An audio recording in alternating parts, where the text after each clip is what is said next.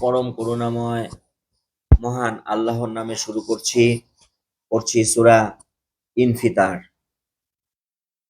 সূরা ইনফিতার নাজিলের ধারাবাহিকতা তথা কোন সূরার পর নাজিল হয়েছে তা বিবেচনায় এটি ৮২তম সূরা। এর আগে আছে সূরা নাজিয়াত ও পরে সূরা ইনশিকাক নাজিল হয়েছে। বর্তমান কোরআন মাজিদের বিন্যাস অনুযায়ী এটি ৮২তম সূরা। এর আগে আছে সূরা তাকবীর ও পরে সূরা মুতাফফিফিন। মাক্কি যুগের শেষ দিকে এই সূরাটি নাজিল হয়েছে। আয়াত সংখ্যা ১৯, সূরা নং ৮২। এটি মাক্কি সূরা। ইনফিতার শব্দের অর্থ কোনো কিছু ফেটে যাওয়া। সূরার প্রথম আয়াতে এই শব্দটি ব্যবহৃত হয়েছে।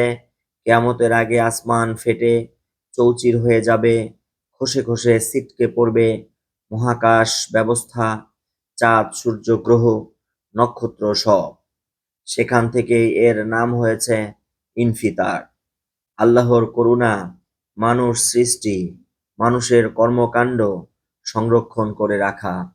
সূরার প্রথমে আল্লাহ তাআলা শেষ বিচারের আলোচনায় বলেন, তখন প্রত্যেকে জেনে যাবে সে পরকালের জন্য আগাম কি করেছে আর কি না করে পেছনে ফেলে এসেছে।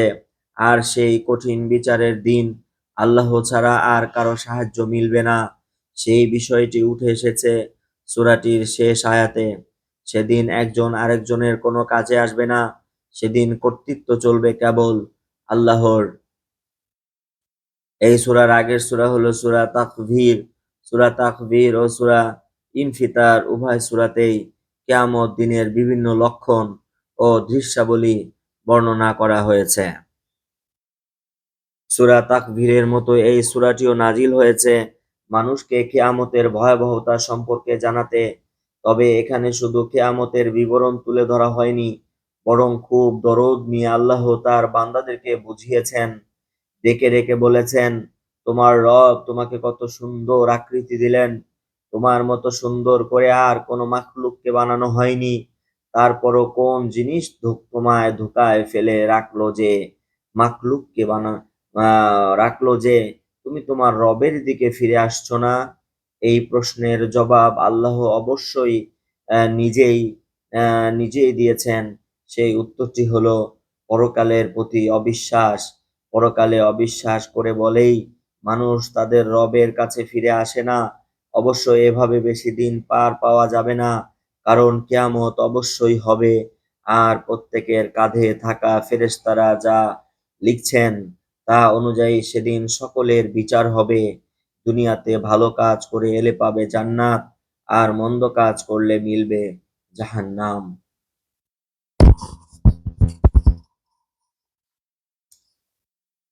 বিদীর্ণ আকাশ, যখন আকাশ ফেটে যাবে, তারকাগুলোর পতন ঘটবে, সাগরগুলো ভীষণভাবে প্লাবিত হবে, কিয়ামতের এরকম বর্ণনার মধ্য দিয়ে সূরাটি শুরু হয়।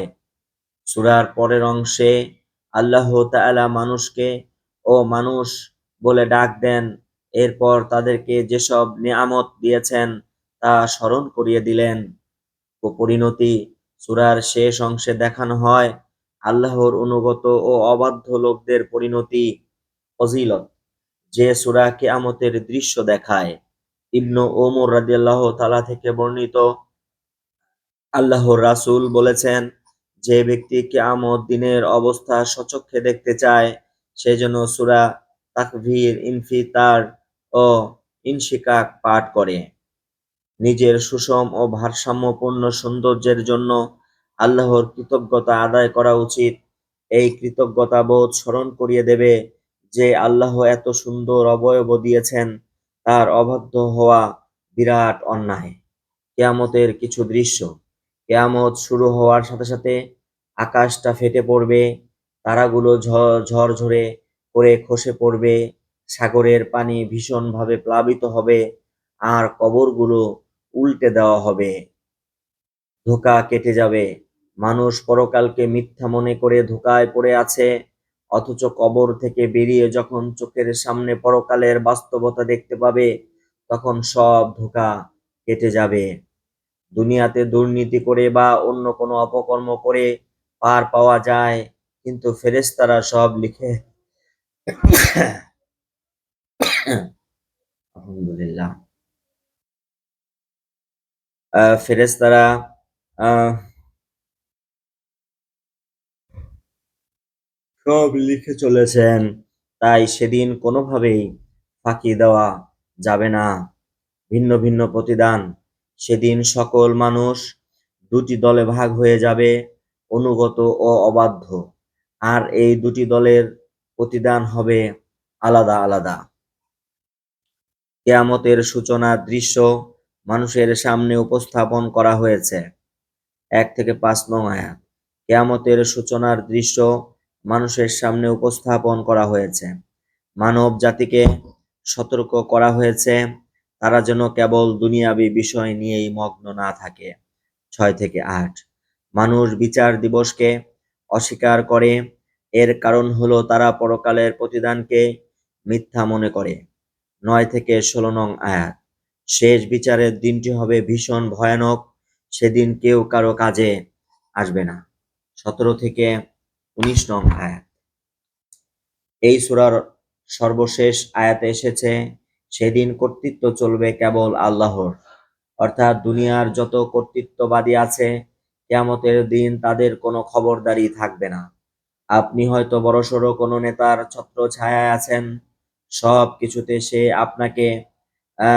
আপনাকে প্রোটেকশন দিয়ে যাচ্ছেন, বিনিময়ে সে বসতে বলবে বসছেন, চলতে বললে চলছেন। মানুষের উপরে জুলুম করতে দ্বিতীয়বার ভাবছেন না, কারণ আপনি জানেন দেশের আইন আপনার কিছুই করতে পারবে না। আপনার উপরে নেতার ছায়া আছে, এভাবে আপনি আল্লাহর সীমা লঙ্ঘন করেই যাচ্ছেন। হঠাৎ একদিন মৃত্যু এসে আপনার কাছে হাজির হবে, এরপর কিয়ামতের দিন ছুটতে হবে হাসরের মাঠের দিকে। এবার বলুন, আপনার নেতা তখন আপনাকে বাঁচাতে আসবে? না, আসবে না। সেখানে কর্তৃত্ব চলবে শুধু আল্লাহর। সুতরাং এখনই জীবন নিয়ে গভীরভাবে ভাবুন, কি করার কথা আর কি করছি। ও মানুষ, তোমার মহান রবের ব্যাপারে তোমাকে কিসে ধোঁকায় ফেললো? ৬ নং আয়াতে এ কথা বলার পর আল্লাহ তাআলা যেসব নিয়ামত দিয়ে মানুষকে সম্মানিত করেছেন আর কয়েকটা উল্লেখ করেছেন, এই স্টাইলে কথা বলাটা ভয়াবহ শাস্তির ইঙ্গিত দেয়।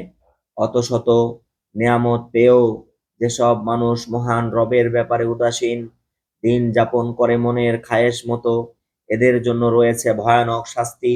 তবে আল্লাহর অনুগ্রহ নিয়ে যারা চিন্তা ভাবনা করে, তারা ধোঁকায় পড়ে না।